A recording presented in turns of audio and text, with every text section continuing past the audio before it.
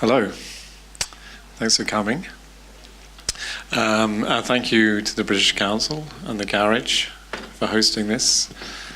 I'm going to talk a little bit about my own story at the beginning, to do that, and then a little bit about the history of Sadler's Wells, not too much, because it's 300 years, so we'll keep that to a minimum. Mostly I'm going to talk about my approach to the artistic curation of Sadler's Wells. And then I'm also going to talk about how I see the role of a theatre now in terms of a social role in the place that it exists. And finally, I'm going to tell you a little bit about what happens next at Sadler's Wells, our future.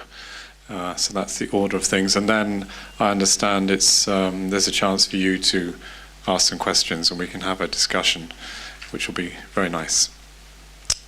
So, to start with, I was asked to just talk a little bit about my career because I think it's good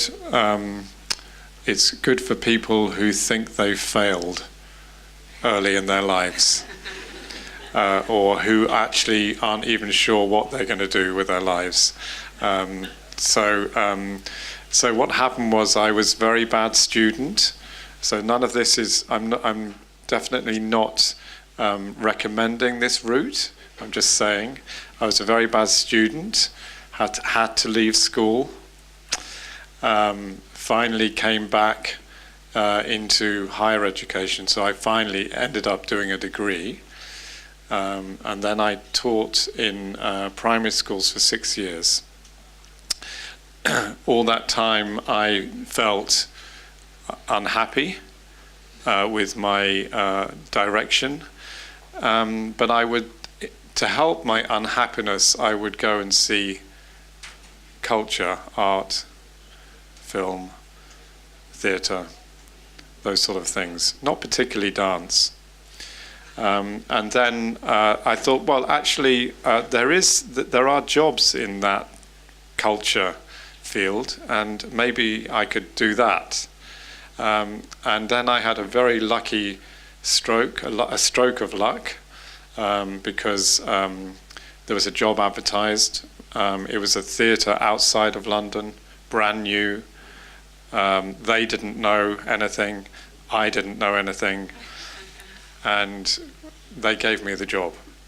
And immediately I was in charge of some of the programming. So I didn't work in box office or anything. I immediately started to invite things, mostly at the beginning, classical music, film, visual arts. And then I noticed the dance companies that were coming to this place. And I ran a studio a little bit bigger than this, but not much bigger. And then I noticed and I started to fall in love with this art form, which I hadn't really even experienced before. So by that time I was 30, so a late starter. And then I spent 6 years there learning how to run a program outside of London in the quiet background. Then next I got a job in London at the South Bank Centre. I think Jude Kelly came to speak. She wasn't the director at the time, but same place.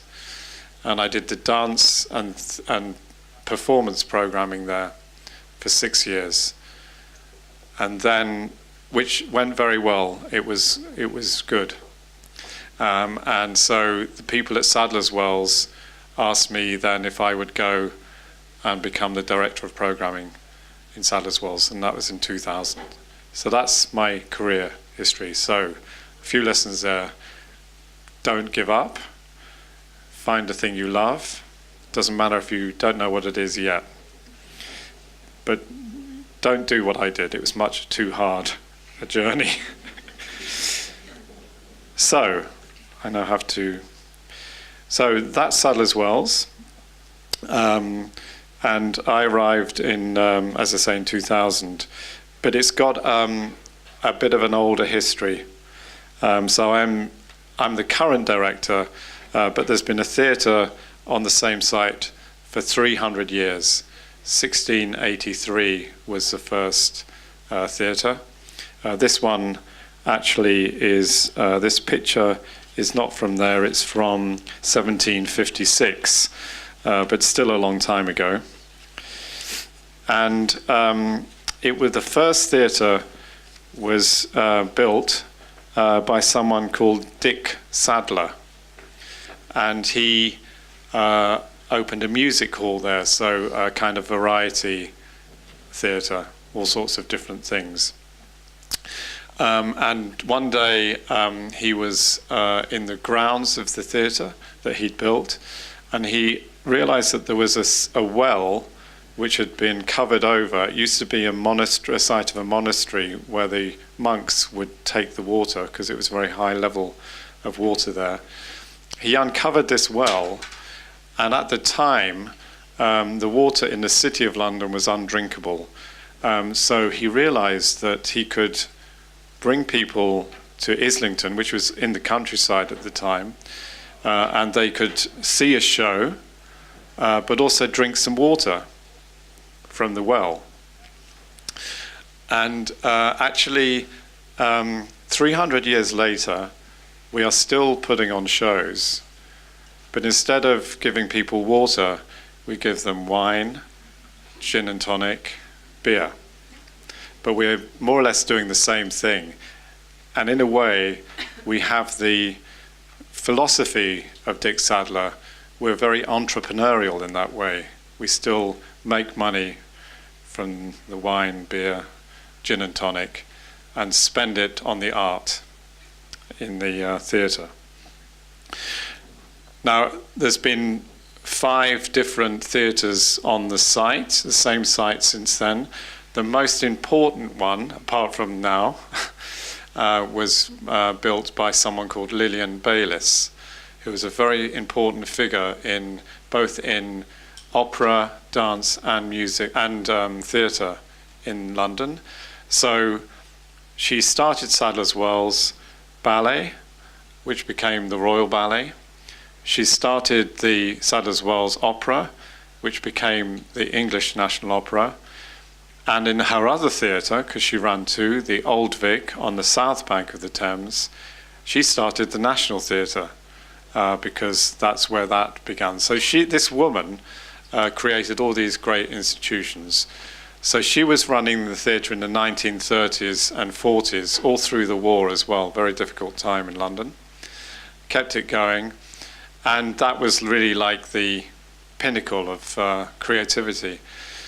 Then those companies all left. So one went to the Covent Garden, E&O went to the Coliseum. So the theatre was left really in the doldrums. Doldrums? In a bad way. And the people before I got there decided that they would apply for something called the National Lottery and build this new theatre on the site, which was going to be dedicated to dance. And that's the next slide. So that's the inside of the theatre. And so I came in 2000, and I was just director of programming, so I wasn't the chief executive or the artistic director, but I was programming the theatre. And it was difficult. There wasn't enough money, really. And also, even though it was a brand new theatre, it was still a little bit unsure what it was for. So we had some dance, still some opera, some very commercial things like Stomp, that sort of thing. So it wasn't quite as it should have been as a new dance house for London, which it was built at. So when I took over in 2004, I decided to do 2 things. One was to, in a way, look back at the period of Lillian Bayers and try and make this a place of creation again. And the second was only to do dance, only dance, all year round.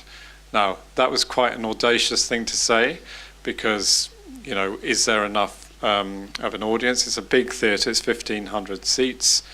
Is it possible to do that? So it was a question mark, but that I was determined to make that happen. So, the first thing I did was I held this press conference, and I'm the one in the middle. I was a bit fatter then, wasn't I?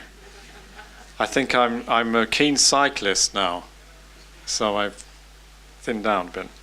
Anyway, and these people assembled there are the first associate artists of Sadler's Wells.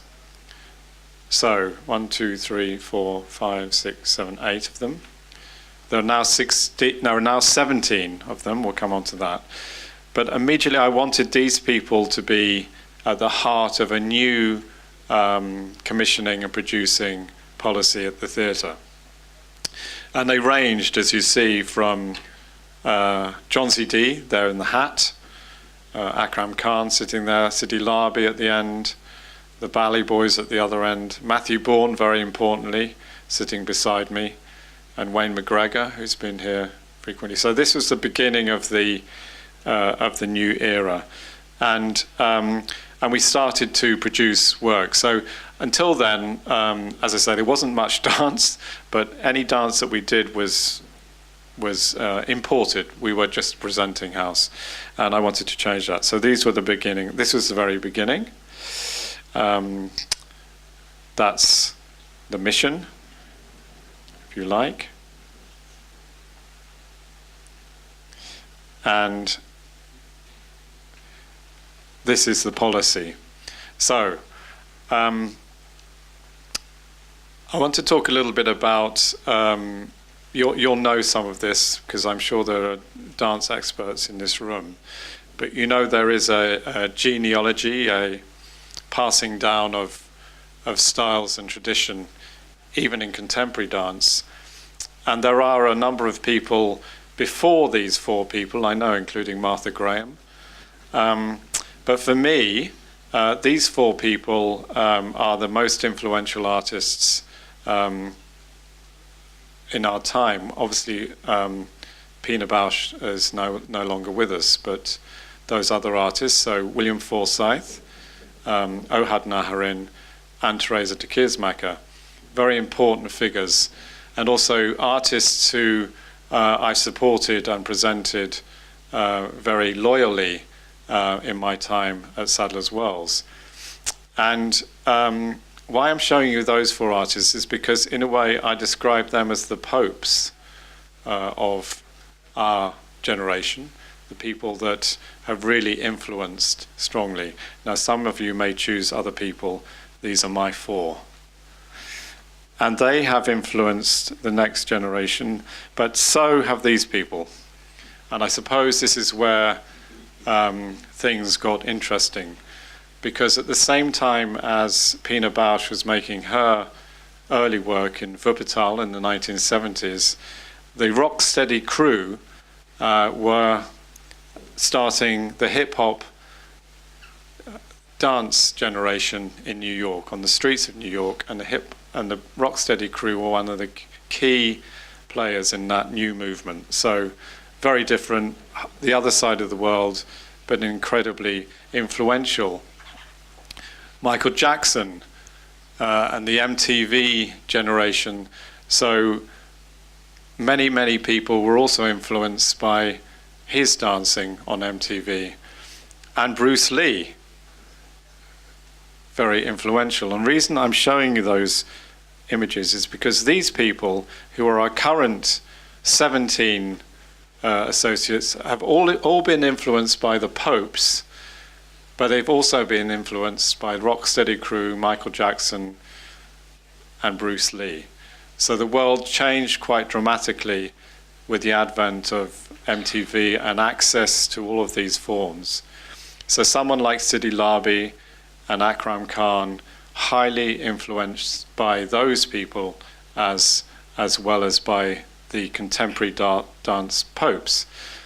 And anyway, the whole of the range of contemporary dance and performance is there for us, running from ballet with Christopher Wheeldon, through contemporary dance as you might know it, Akram Khan, our latest two choreographers, Crystal Pite and Sharon Ayel.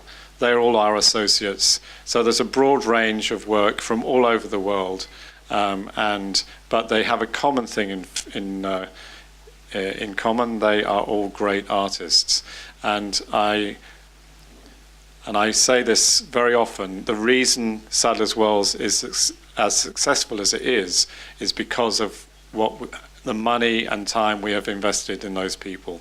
It's the only reason we're successful. We can sell the wine, beer, but people don't come to Sadler's Wells for that. They can get that somewhere else. So that's the reason that so many people come, and lots of people do come now. So we had 700,000 people enjoy our work last year. At Sadler's Wells, about 500,000, and then we tour our work around the world. Now we've come to Moscow on several occasions, and another 150,000 people see our work abroad. So in that time, in the last 10 years, we've really developed incredibly quickly. So I want to show you a video next, just so I don't have to keep talking. And it's one of our associate artists. And the reason I want to show you this work is by Akram Khan. And it's more or less one of the underlying topics of my presentation, is that what we've chosen at Sadler's Wells, the artists we've chosen to work with, are people from all sorts of different diverse backgrounds. So people who have had different experiences, come from different parts of the world, and bring those stories to our stage. It's very important to me, that we tell many, many different stories. Akram Khan's story is that his mother and father were from Bangladesh, came to live in London, as many Indians and Pakistani and Bangladesh people did. But he was born in London. His father ran a restaurant, and he was watching Michael Jackson and Bruce Lee, and he felt very much a Londoner. And so then when he went back to Bangladesh as a visitor, he felt very foreign there and very foreign in London. So he didn't have a real home. He felt this torn between the two. This is his subject, if you like, and often these times of tension, these experiences of tension, are where interesting art comes from. And so he made this piece, Desh, so Bangladesh, and it was about his experiences going back to Bangladesh, also his relationship with his father, which was not, his father didn't want him to become a dancer. So that's the work, and we're just going to show you a little clip now.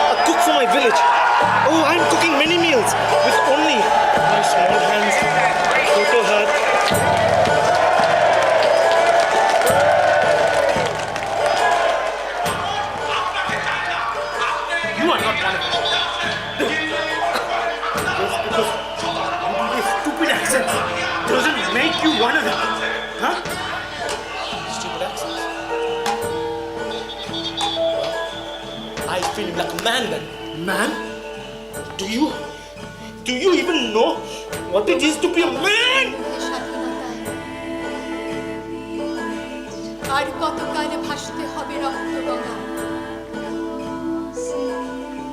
তোমাকে পাবার জন্য হে স্বাধীনতা আর কতকাল দেখতে হবে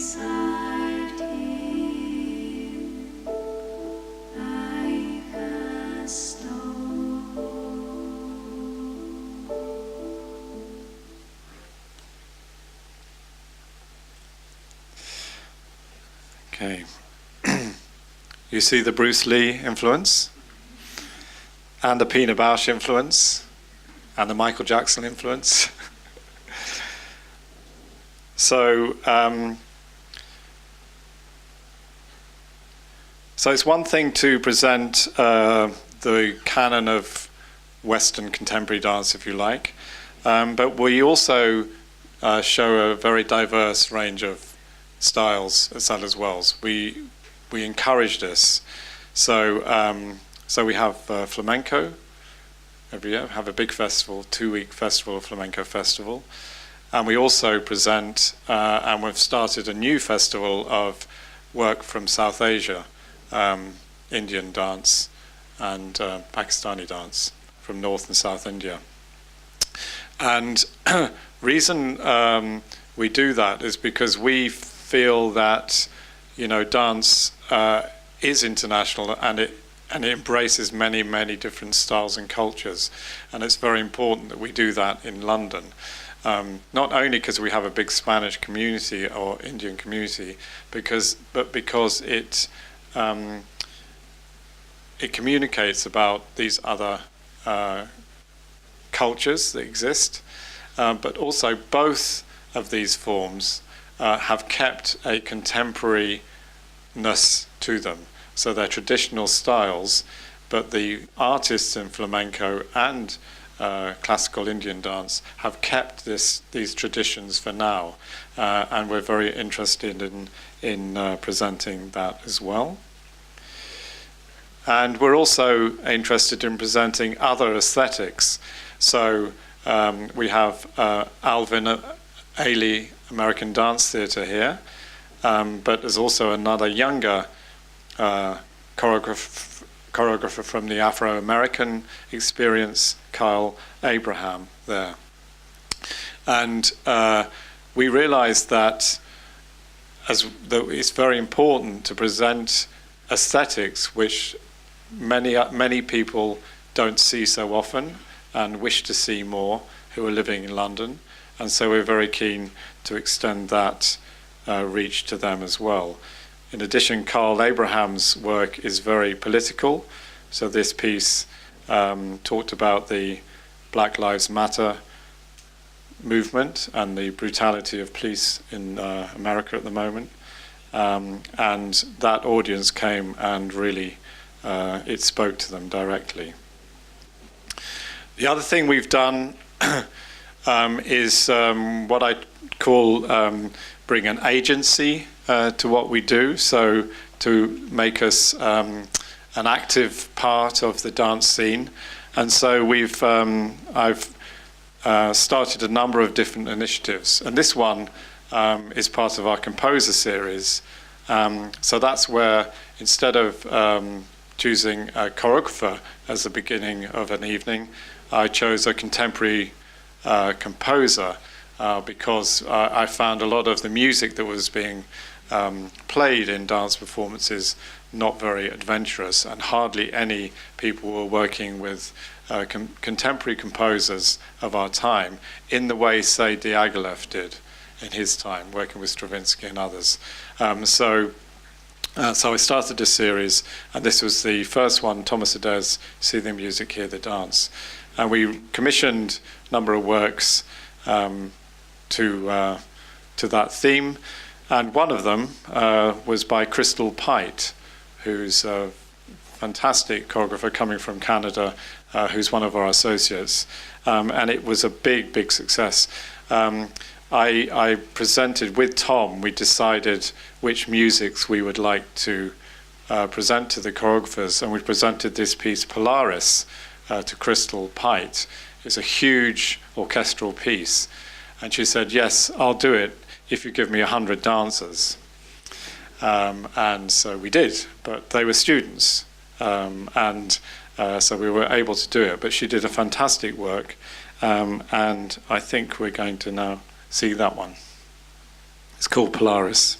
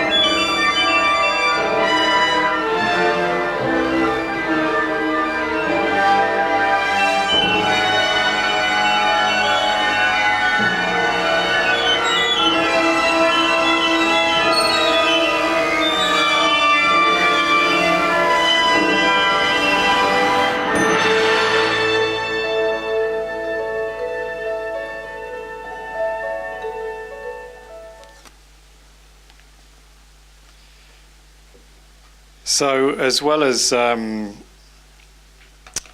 being a great idea to do this, turn this around, it also kind of produced something which Crystal would never have thought of doing herself in her own artistic line, if you like. She wouldn't have worked with Thomas. They're going to keep working together now, but when I say agency, this is what I mean by being a kind of active participant in the scene and encouraging these collaborations which may not exist before. This is another example, in fact, talking of Diaghilev, when the 100th anniversary of the Ballet Russe was celebrated in 2013, we commissioned this evening in the spirit of Diaghilev, so saying if you were going to make a work,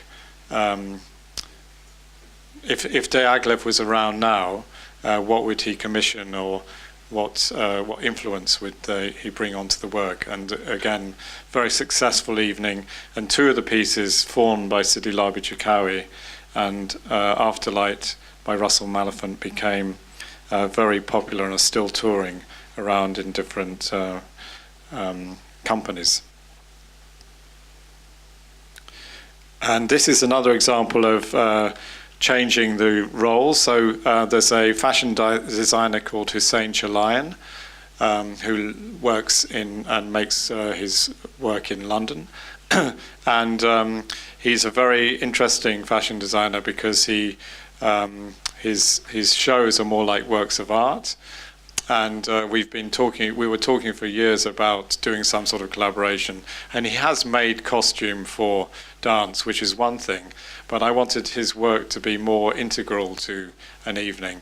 And when I tried to put him together with several choreographers, and it kept failing. And so in the end, I just gave the show to him. And then we had Damien Jallet, who came in to enliven this choreographically. And it was a fantastic thing called Gravity Fatigue, where the costumes became the subject and the active partner in that role. So turning the tables a little bit, upsetting the usual kind of arrangements of hierarchies is part of what we do. We also like to sometimes focus on a particular region of the world or country. And we've particularly been interested in what's happening in China and that part of Southeast Asia. So we did a season called Out of Asia. We did two. This is the second one. what is interesting there is that we want to obviously show the work of Chinese artists in London, and we also want to take our productions to China. But what we're trying to do more and more is to actually co-produce with those companies. So the people lying there on the floor, that's a company called Tao Dance, run by Tao Ye, who's from Beijing. And our first support for him 10 years ago was to actually pay for a rehearsal studio in Beijing, because he had no money to make that work. And now he's making work for stages all around the world. So we've helped to put him on the map internationally, but he's a Chinese artist. So this is something we're very keen to continue working in different parts of the world in that way. And we've also developed a habit of working with countries, as I say, that have less of a dance infrastructure, contemporary dance infrastructure. So they may have a classical infrastructure. So on the right there is Yang Li Ping's work, Under Siege. Yang Li Ping has a big following in China because she dances the peacock. It's a very famous role she plays in these big shows. But she wanted to start to make contemporary work. So we supported the making of this work, and we're going to continue to work with her, as well as Tao Ye, that I spoke about before, and another artist called Yabin Wang. So trying to bring our kind of the qualities that we show in terms of artist development to these places. And that extends to Cuba. That's Carlos Acosta's company, Acosta Dancer, that came to the Chekhov Festival here last year. Now in Cuba they have very little resource. They have fantastic dancers, but not much resource to pay for choreographers to come, or even equipment in the theatres. So again, we've kind of tried to help in that way to develop their work when they can't on their own.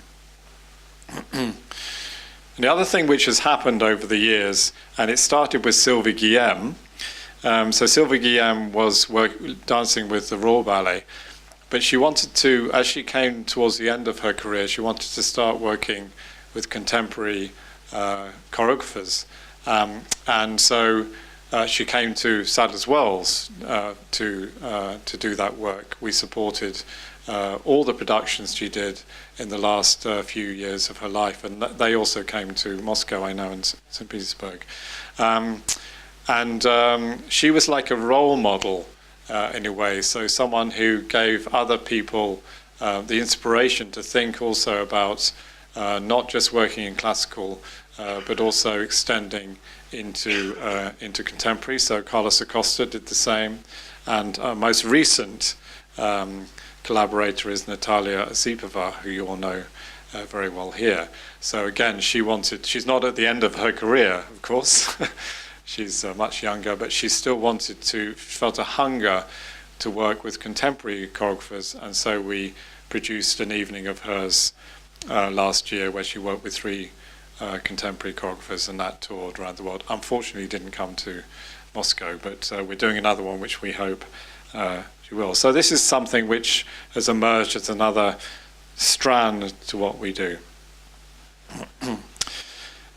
But hip-hop has been huge as well in the last 10 years at Sadler's Wells.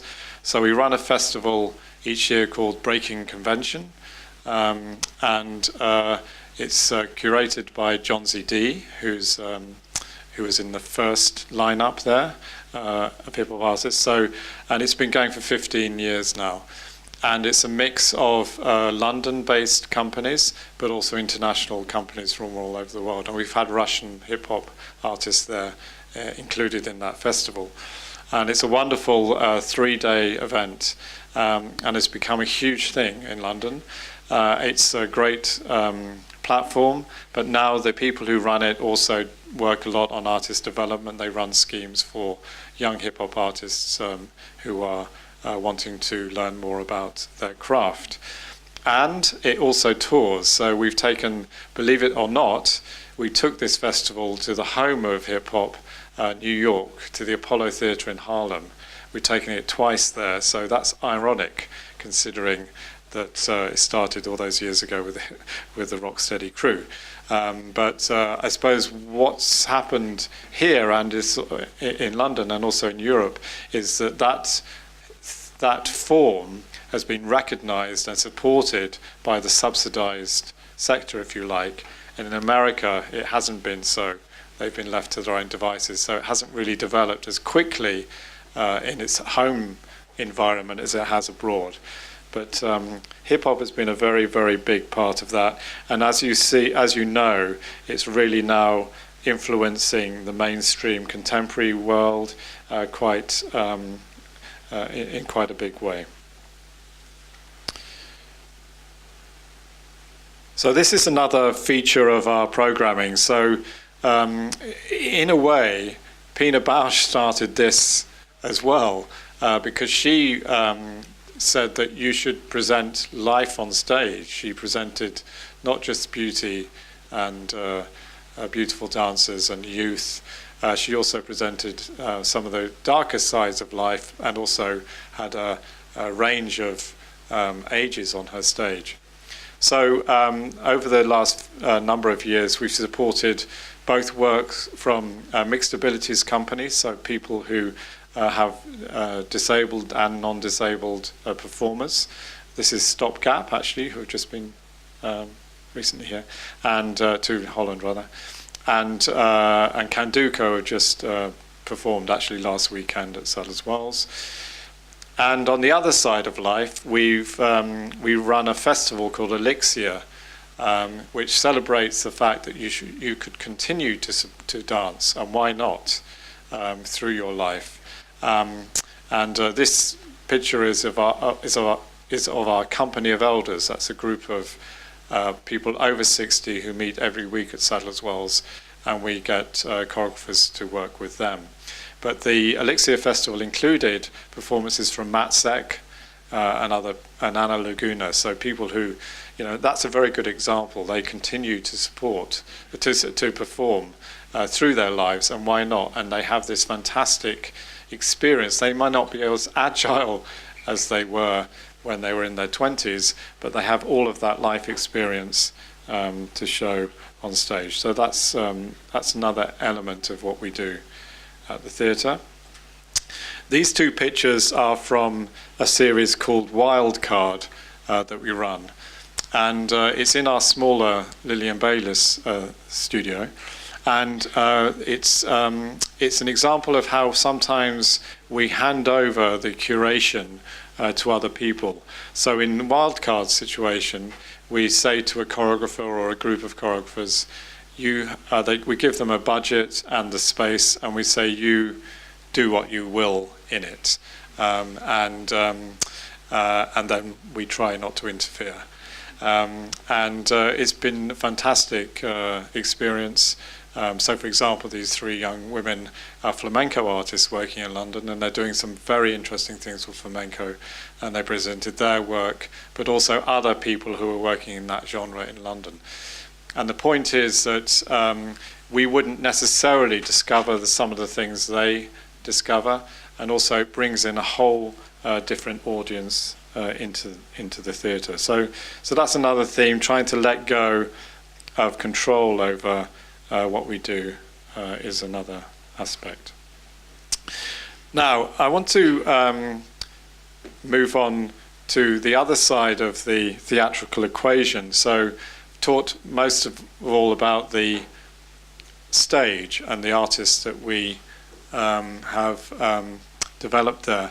But I want to talk a little bit about the audience as well. So I talked about the numbers, so 700,000 people a year is a big number. But what I've been trying to do as well, and what has happened really, is that the other side of the curtain has also developed in that people have and the programming has been aimed at trying to find things which speak to our common humanity. And I'm showing this picture of the piece Körper by Sascha Waltz, the German choreographer based in Berlin. She made this piece in 2000, and we just presented it again at Sadler's Wells. And some of the dancers, about 5 or 6 of the dancers, were from the original cast, so from 2000, so 18 years after their premiere. And there's a lot of nudity in it. Everyone exposes their bodies, and of course over that time some of those bodies have changed in their shape and dimension and etc. But what was so wonderful about this version was that you saw the humanity there. Körper is the German word for body, and the work is about that. It's about our corporality, but it's also about being human, and this felt very honest work that Sascha had produced and reproduced. And I think everyone that night felt the same thing as I did, that they had this presentation of how the body, even as it ages, is still beautiful and has different qualities. So a bit difficult to describe that without sounding pretentious, but I think it's an important aspect. And also, this is a picture from the Songs of the Wanderer by Cloudgate Dance Theatre from Taiwan. And we've presented this twice at Sadler's Wells since I've been there. But the last time we presented it, you may have seen it, it's a very, very famous piece of theirs. Through the hour and a quarter, all this rice falls on the stage and also onto the head of a monk. So by the end, there's a lot of rice on stage. And the performance ends, actually, so the cast come on, and then they go off. But this man then starts to create this spiral in the rice. It takes about 20 minutes to do it. Now, the first time we presented that work, after the curtain calls, most people just left and la la. This time, for the full 20 minutes, no one left, no one spoke.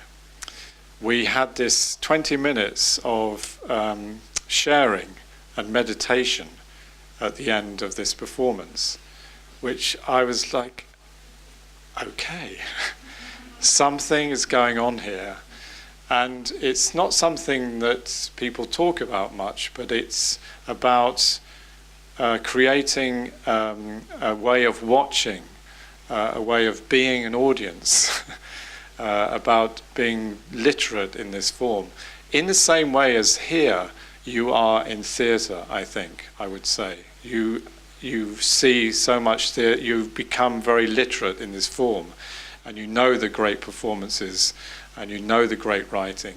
And this isn't the case. England is not a dance literate nation.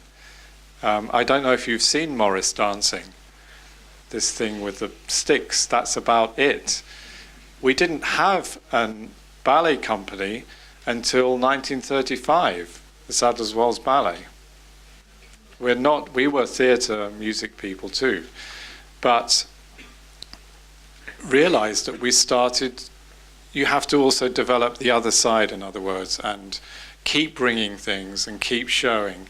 And that develops this other side of the equation, which is so key when you're running a theatre.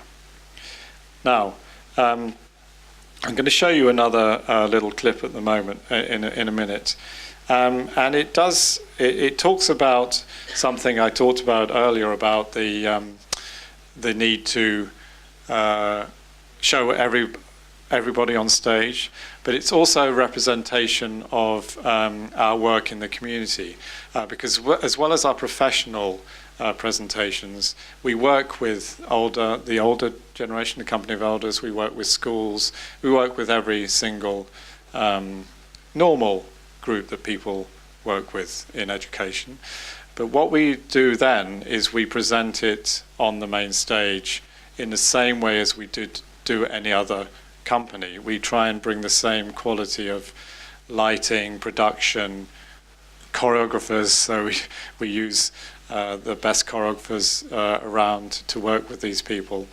And we did this project actually based on football.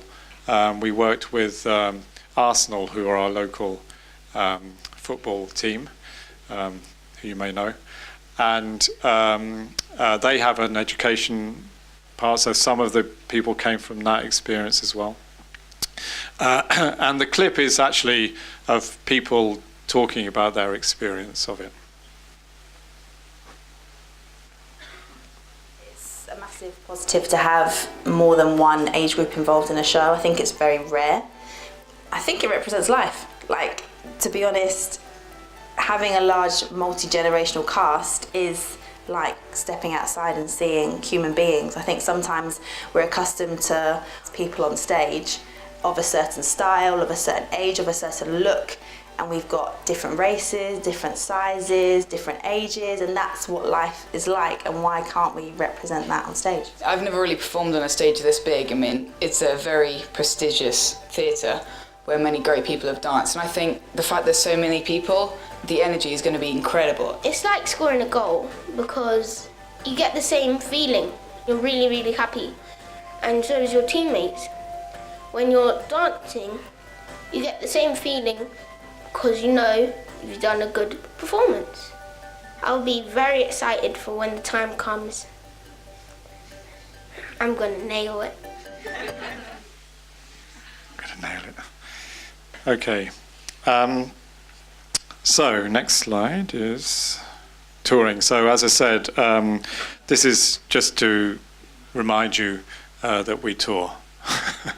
And take our work, which is, that's the thing about dance. You make dance, it doesn't really stay in one place for very long. It needs to move. And so as we've done our productions, we've moved those productions around the world.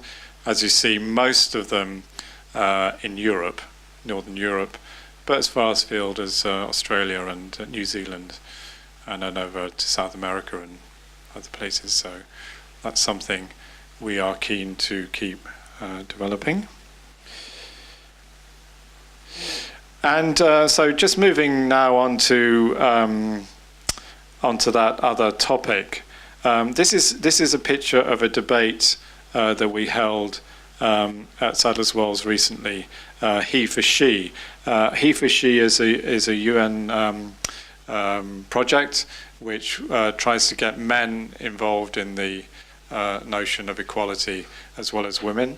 So we started to see Sadler's Wells as an international dance house, but also as a place, as a place where other things can happen, which might have more of a wider social impact and have a meaning in the wider world. I think Jude Kelly may have spoken a little bit about this.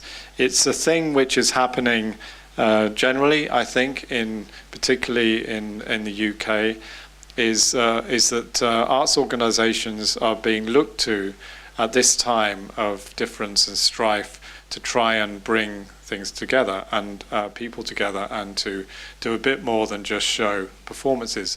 Although, as I've just explained, I think the act of bringing people together for performances is also a key thing. But we've extended our reach a bit. We had a couple of debates at the theatre about the EU referendum, which obviously went the wrong way. We also we had some general elections, and you're allowed to hold hustings. Hustings are a meeting where the candidates are all put in front of an audience and are questioned about their political beliefs. So we had the 4 or 5 candidates for our borough who came. That went the right way because we got a Labour. I shouldn't be political, but. And as I say, we've we presented this he for she debate. So that's one thing, is a sort of level of debate. But I think, as you saw in the work we do with our communities, I think it's also very important that we work with, although we're an international dance house with an international profile and all the things we talked about, that we're very grounded where we are. So that's a very growing aspect to what we're doing. So I'm going to finish off with something about the future of Sadler's Wells. So I'm going to show you a picture. And the picture is of where the Olympics happened in 2012. It's now called the Queen Elizabeth Park. So the Olympics were in Stratford, and this is a area of London which is very in need of regeneration. It's the boroughs around the Olympic site are some of the most deprived in the whole of the UK. Very heavy, highly populated by immigrants, and also lots of turnover, so people don't stay there very long. And it's very poor, basically, economically, very rich culturally. So when the Olympics were being planned, the idea was that there would be a legacy for that part of London. So certain aspects of the park would remain. You're wondering why I'm telling you this, aren't you? Some aspects of the park would remain, so the stadium and Zaha Hadid's aquatic centre. But the rest was temporary and has become a park, Queen Elizabeth Park. And the bit which is outlined there in pink is going to be a cultural and education district. And we're going to build a new theatre there. We have a 1,500-seat main house and then a small studio. We need something in the middle. So we're going to build a 550-seat theatre there. And alongside us will be other institutions who are also moving some of their operation out there. The Victoria and Albert Museum, the London College of Fashion, UCL are all building campuses on this, in and around this site. So very, very important cultural and education development for London. So what we're going to do, we have this need, I think, for a middle space. So in that development of artists, we want somewhere in the middle for them to go before they come to Sadler's Wells. Also, a number of different companies who come to Sadler's Wells really have made their work for a smaller venue. So sometimes we're a lyric house, big lyric house, and it's not always suitable for all the work we show. So that's great. But in addition, we're doing two other projects. One is a Hiphop Academy. And so John Z. D, who runs our Breaking Convention Festival, will have 6 studios there as well. And so we're going to run courses for young people who want to develop their hip-hop skills. The East London, where Stratford is the home of hip-hop dance in London and music. Grime was started there in that part of London. So we want to make it a place for those people to come and learn better their skills. And the other thing we're going to do is something we're calling it a choreographic school. So a place where we can invite people from the UK and around the world to come and study more about what it is to make dance work. Not dancers, but choreographers. And we're going to develop their work and then take their work through those different phases. So that's the next phase of Sadler's Wells, if you like. So far, we've taken existing artists like Akram Khan. I didn't make Akram Khan, but I gave him a big push onto the world stage, but I didn't find him. Or Hoffe Schechter, I didn't find Hoffe. He was already formed, if you like. We just gave him this push. The next phase is to find the people from wherever they are and whatever their backgrounds, and give them a chance to express themselves on our stage. So that's the next phase. We're going to open that facility in 2022. So that's the end of my talk.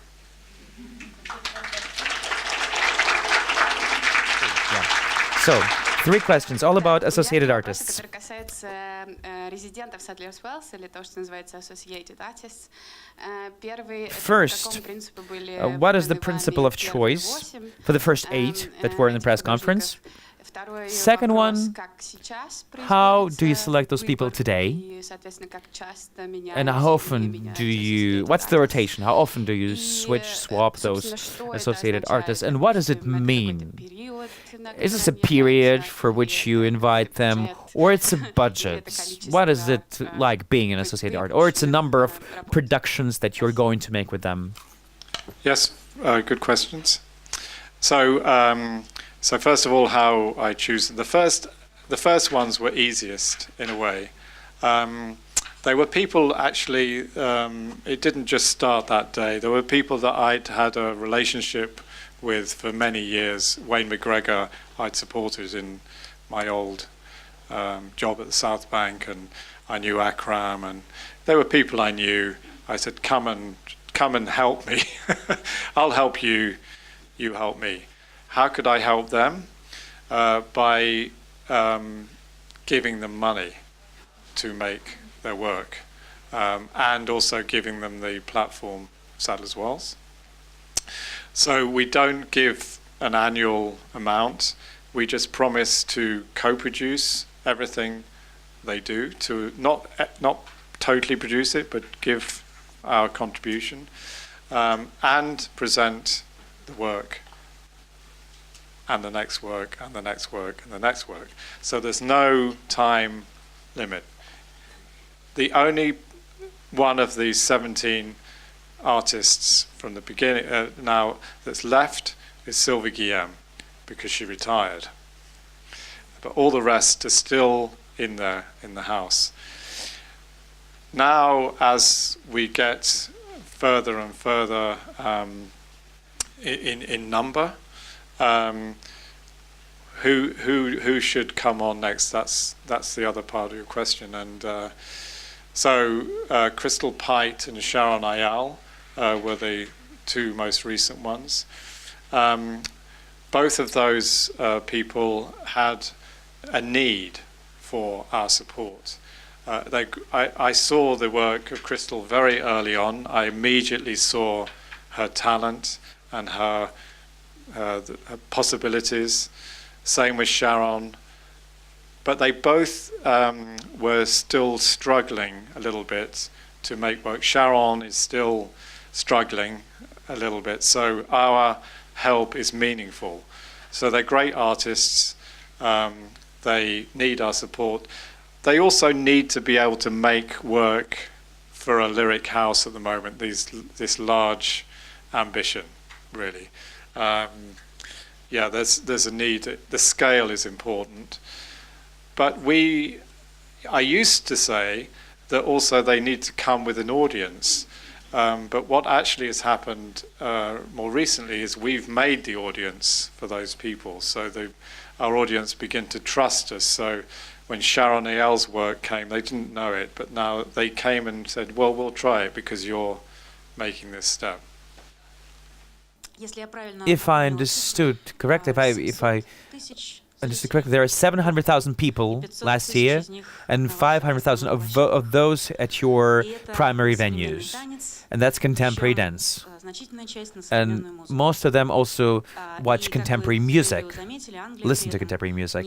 And England, again, is not a super educated country in terms of contemporary dance. That's fantastic. So what is your magical secret? How did you make it happen? Every day you have performances and it's packed. For a very complex material, why has it become so popular with the audience? Well, I tell you, I think partly because I came to this thing as not knowing anything about it, and I fell in love with it, this contemporary dance thing. I thought, well, why can't, I mean, I just came from nowhere. I had no inclination of this. So why can't everybody do that? And I think that's got a lot to do with it. It was an ambition, and I think at the time I started, many of the artists and promoters, producers in the contemporary dance field wanted to keep it a little bit to themselves as well. So a good example at the very beginning was Akram Khan and Sidi Labi Chikawi. We did this first production ever, was something called 0 Degrees. And it was just the two of them on stage and some musicians. And people were saying, this should be in a studio like this. But we put it in the main house for a week and a half, and it sold. And people came because we said, it's for you, it's Sadler's Worlds, this is for you. And it gradually went from there. So it's to say that this shouldn't be a little gem that you keep hidden. And anybody can find a way in. Now, of course, we have also a range of things. It's not all at this end. Some of it is at this end. So every Christmas we have Matthew Bourne. Anybody can enjoy Matthew Bourne. Swan Lake, Cinderella, all these works, anybody. So, and you can find your place in this thing. But it's having the belief. And the other thing I would say is, although I said this thing about the English being a non-dancing nation, London is now a very different city. So, for example, there are apparently 350,000 French people living there, which is bigger than a lot of small towns or cities. Those people come from a dance. So you leave the theatre and you hear these languages, Spanish, and of course they didn't have anywhere to come to before, and now they have such as well. So we have this fantastic audience. So it's a combination of things. Last thing is that the dance, something has happened in dance in the last few years which has changed. People are beginning to be more interested in it in London, and that probably would have happened anyway. I don't know. Good evening. Thank you so much for this tremendous story about theater and about your career. I've been wondering, you're saying that not always it's clear how the audience would react, whether they will leave or not, but do you have some educational programs in the theater in order to educate this new public? Meeting with choreographers, lectures, open talks to choreographers, or detailed talks about some particular performances. If you have those, how do you arrange them? Yes, we do. The thing we do most is fairly normal, and that's post-performance talks. I don't know how they go here, but everybody stays, and because they want to know more and they want to learn more, and so that's really, and I always do them. And then we have lots of things on our website, these films about like the one we saw promoting the stories of the piece, lots of that through social media. I would like to do more, actually, because I think it's really key, because people want to know more and some people need to find a way in. So as many of those as possible, and in this world of the digital, we're very keen. We're quite good, but we want to be even better at finding this journey, so that people eventually, through those media, come in and experience the real thing, in a room with other people. So we do all of those things as normal. I think we should do more of that. I wanted to say thank you for a very heartwarming story of how you're developing a theater with an artistic mission and also a social mission that seems really important to you. And a bit of a boring question, but what is the production side of it? Like, how does the funding look like? that creates this magic that you're making. Okay, yes. So the funding I didn't talk about, and it's a rather unusual funding model. Again, one I wouldn't recommend to anybody. We have 9% of our budget comes from the government. 9%, yeah. So the rest, 70% is from ticket sales. And the rest is from fundraising, the beer, the wine. Yeah. So it's been very important, going back to your question, to keep the public with us on this mission, because they are paying for us. So what happened, because, and since then, the government money has gradually gone down and down, but our health and financial help has increased, so our turnover has doubled now in the last 10 years. So if your turnover doubles, in other words, if you increase that 70%, you become actually a little bit richer. And so with that money, we started to invest in the artists. So all the money for the associates comes from us from the public, actually. They're paying for this. And there's a nice thing there. Now, that is hard to sustain, because each year you need to make the same amount, you need to sometimes make more. It's a really heavy pressure, so I wouldn't recommend it, but it's how it's worked at Sadler's Wells. My question partially reflects the previous one. I've heard that tickets in London in performance arts are quite expensive. And you say that you want to engage broad audiences, communities. So do you have any programs for free shows, or do you have online broadcasts of your shows, for example, once a year or something? Yes. Online broadcasts, we found no one watches. Some, but they cost a lot and not many people watch. What we do is we keep, so we do have high prices, not for everything, but say for Matthew Bourne, you can pay £70, but you can also pay £12.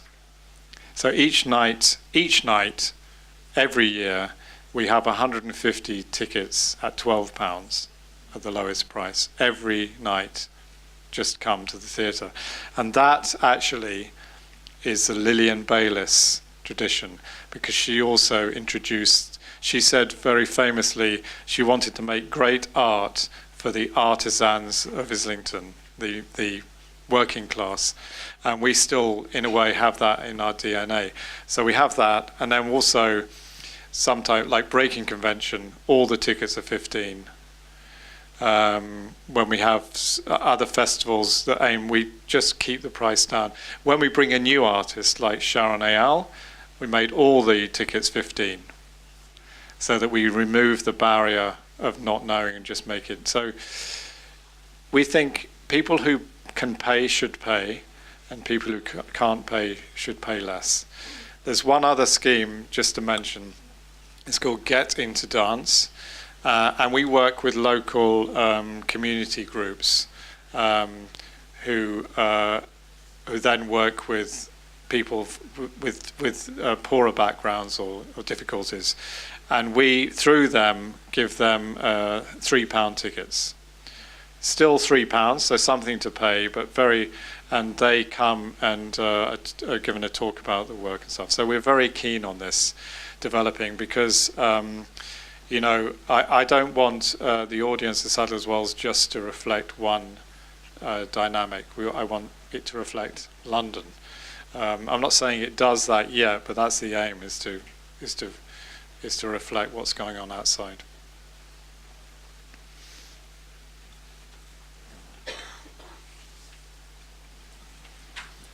question is, you said about the Royal Ballet and the National Theatre. No, not National Theatre, sorry. National English Opera developed from the Sadler Wells.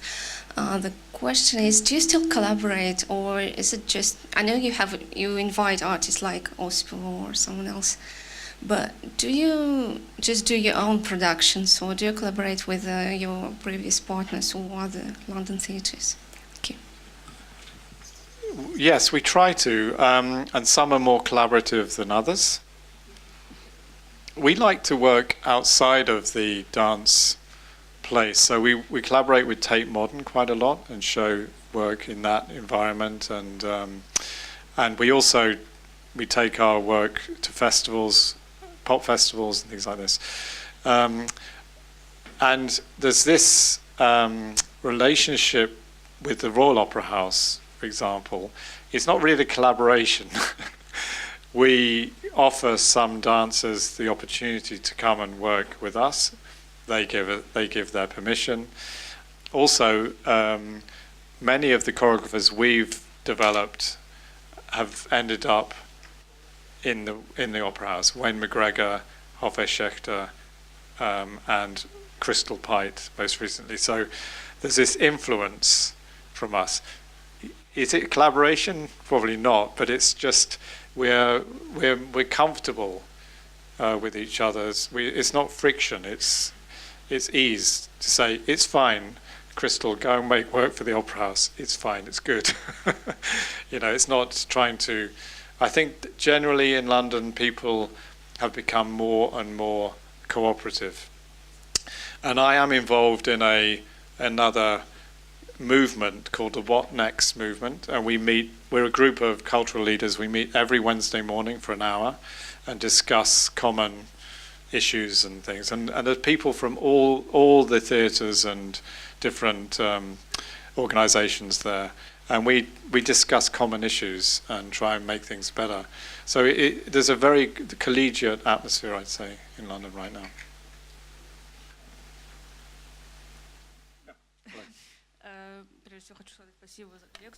Just wanted to thank you for the lecture first, and I wanted to come back to the issue of financing.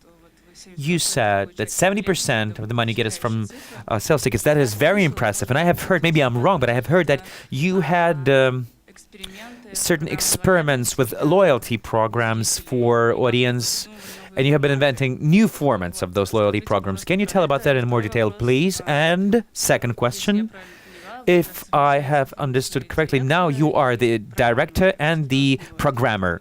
So you are the artistic director and the administrative director of the theater. Is that true? And can you tell more about the structure of your responsibility and the management in the theater overall? Okay, so on the pricing. So when I started, I worked with a marketing director. We kind of worked hand in hand because he was very important to me in the mission. And he came up with very straightforward offer. Because people were coming once and not twice. They were coming once a year, maybe twice, occasionally three times. So he came up with a very simple offer. You come more than once, you get 20% off both your tickets.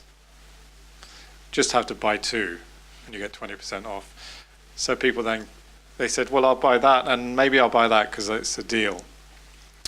And that went very successfully for many years.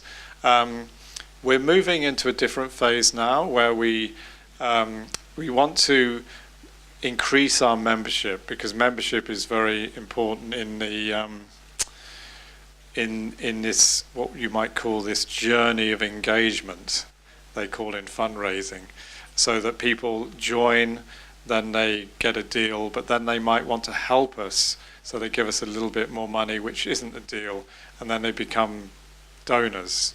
That's the sort of thing. So we've slightly pulled back on the discount and given it more to people who join. Now, what we never did was subscription, and we will never do subscription, because subscription brings this different type of audience in, usually older, usually more conservative because they know what they're going to do next June. And we didn't like that. So when we start each show, we start with 0 and we build up to full. And what that does is it really brings that audience for that show, the right audience for that show, not because they've paid for their subscription. Oh yes, we'll come to that one as well. It's not like that. It's their choices, individual choices. So the second part of your question, yes. So I am both chief executive and artistic director. And I am programmer, so I still program the main house entirely, the big house. There's another programmer who looks after the Lillian Bayers, the small one. And then we have this West End house, the Peacock, which is more commercial, and someone else programs that. But I keep an eye on this. I also lead on the productions, who we work with, who the associates are, that sort of thing. I lead all of that. But I also have other people to help me with the other aspects. So the people, the management of the people. I have a very good COO. I forgot what that stands for. Chief Organisation Officer, thank you. Who is looking after the people, but also is actually leading on this from the building side.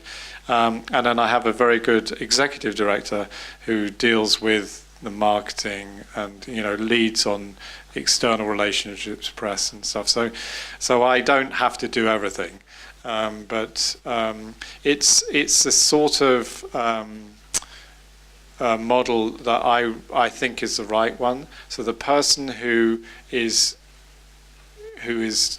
involved in the product, the art, should be the leader.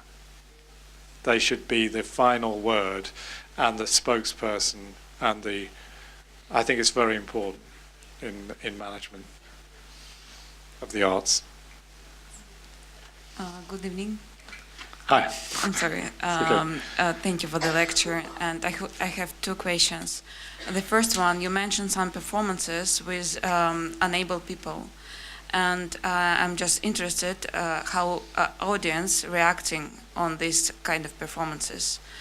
And another question is, also you mentioned, for example, Cuban dancers. And you said there are some countries where a lot of talented dancers. And what can you do for them, not just bringing them to UK or to Europe? Like, can you build for them something, for example, in Cuba, to develop their skills? Mm-hmm. Mm-hmm. Like, did you do it already, or is it in your plan? So first thing is the disabled and non-disabled. So I think some people find that uncomfortable, but actually the point, say, of Canduco. Canduco is the most famous company in England in this way, is that after a few moments you forget and you see them as dancers, as incredible dancers. And obviously some people are amazing wheelchair users, but you're just still astounded by their skills in the same way as a dancer, an able-bodied dancer. So the aim of those companies is to try and, take away that filter and just say that there can be artistic expression, whatever the ability. So I think that's a matter of just showing and getting over this feeling that people might have. So the houses were full. People come, and that's a good sign. On the development of, so to give you an example of what we were doing in Cuba, so Carlos Acosta, we got to know, coming from the Opera House, and I gave him the opportunity to present his own work at Sadler as well, so we got to know him very well. And when he decided to stop dancing full-time at the Royal Ballet, he was from Havana, he decided to go back there and develop this new company to give a new generation of dancers a chance to make contemporary work mostly. And so we are supporting that. So we give him money to support the project in Cuba, which meant studios and also the running of the company and some commissioning for the work. Whether we would go further than that, I'm not sure. We have limited resources, but it's something we believe in. And at the moment, the easiest thing we can do is give him some financial support, present the work, and also we're responsible for its touring around the world, so we support him in that way. Друзья, последний вопрос. Да, спасибо большое. У меня вопрос. This should be the last question. Thank you so much. The question about the opportunities. Do you consider the opportunity to create a dancing school? Because lots of companies, they open their courses, schools, in order to breed the new generation of dancers that will perform in the theater and, of course, earn some money. So do you see this direction? Do you think of opening your own school? And if not, why not? Yeah, very good question. I'll say why not first, because I've always believed in not trying to do something that other people are already doing. So there are a number of schools to learn dancing, both ballet and contemporary dance in London. We're very lucky. So we have 2 conservatoires dedicated to contemporary dance training, and also obviously the ballet schools. So there seems to be enough of that.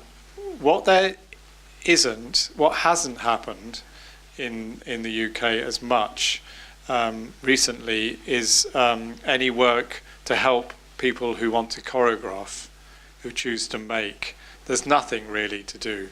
There's nowhere to learn this. Now, can you learn it? Can you teach it? I don't know. But I think you can help people to think about what it is to make work and create some environment for that to happen. And we're going to do that in Stratford. So that's, I think, a need that isn't being met, and that's what, it's been a philosophy of ours to not step on other people's toes, even if we don't think they're doing a great job. So I think that's it then, is it?